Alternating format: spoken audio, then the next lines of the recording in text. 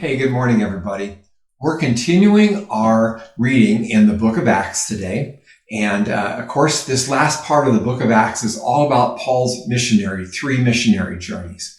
And we're in the second one right now. In last chapter, we find out that Paul started up in the northeast portion of what we call today Greece. And then it was the city of Philippi in the province of Macedonia. And then he moved a little bit to the south into what is northeast Greece, into Thessalonica and Berea, and he had some interesting times there. Some people accepted, some people did not accept. And then eventually we find out he travels south to Athens.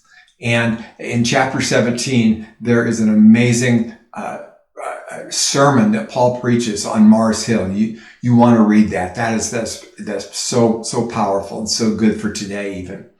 So in the reading for today in chapter 18, Paul travels 50 miles southwest, to the city called Corinth. And let's pick it up in verses 2 and 3 of chapter 18.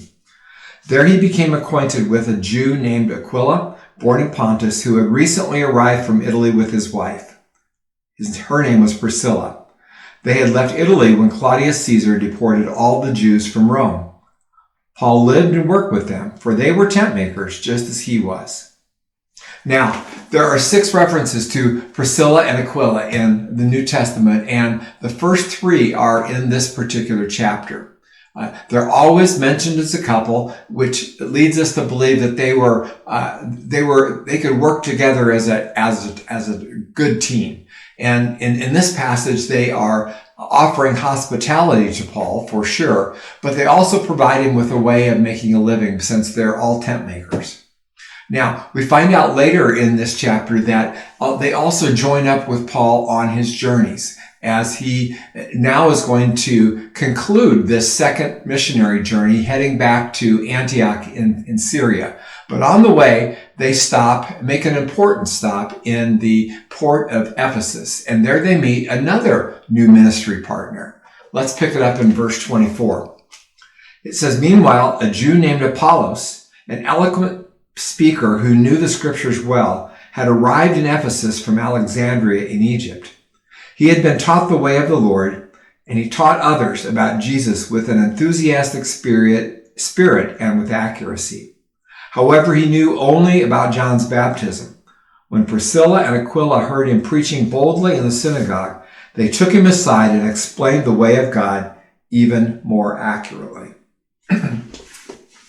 We find that Priscilla and Aquila were what we might call behind the scenes sort of everyday servants.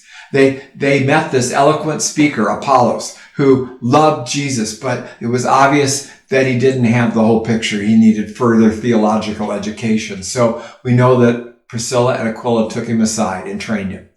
And now, we also know that lots of people later, after this point, listened to Apollos over the years when he proclaimed the good news of the gospel. And if he's smart, he realized that Priscilla and Aquila were vital to his road to maturity. Now, another little short aside in this particular chapter, in the early part of the chapter, Luke writes that the Apostle Paul, even the Apostle Paul, could become frustrated. And he became frustrated with his Jewish audiences because he kept talking to them and declaring to them that Jesus was raised from the dead. In fact, he was their Messiah, but they were not willing to receive the truth about Jesus as being the Messiah. And Paul became very frustrated. And as we read through Acts, even though Paul says in this passage that he's no longer going to talk to the Jews anymore, he does continue to preach to the Jews as well as the Gentiles. Now, back to Priscilla and Aquila. In some of the other references to Priscilla and Aquila in the New Testament, we read one in Romans 16, where the Apostle Paul, in his closing to this letter to the Romans, gives a greeting to Priscilla and Aquila, stating that they risked their lives for him and for the sake of the gospel. We don't know the details of their courageous act, but we do know that it was important and potentially costly to them, as well as very, very dangerous to them. They were willing to risk everything for the sake of Jesus Christ. I think the most inspiring part about this chapter for me is the story about Priscilla and Aquila, just thinking about who they are, and even about Apollos. The Holy Spirit is constantly at work, and he's raising up people who have different ministry gifts, gifts who are some are work in the background, and some are more up front. But together, when we work together, they faithfully build up Jesus' church. All kinds of ministry gifts are absolutely vital to what God is doing. And I pray that their lives help us remember that God has given each of us ministry gifts, and that they can be used for the common good so that more people can know the gospel of Jesus. They can know the love of Jesus. So let's all use our gifts. Let's all put our hands in and say, we're in this together. And may God use us as he sees fit. Have a great day. If these devotional videos are helpful to you, subscribe to our channel and click the notification button so you know when we post a new video. And of course, please share them with others.